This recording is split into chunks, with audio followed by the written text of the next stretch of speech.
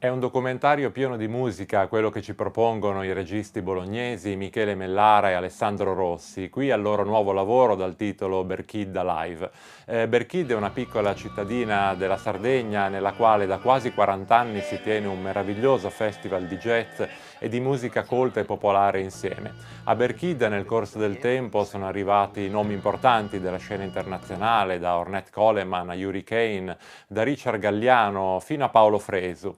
Ed è proprio Fresu, musicista sardo, a farci da cicerone e a guidarci all'interno di questi anni e di tante immagini girate dal regista Gianfranco Cabitto.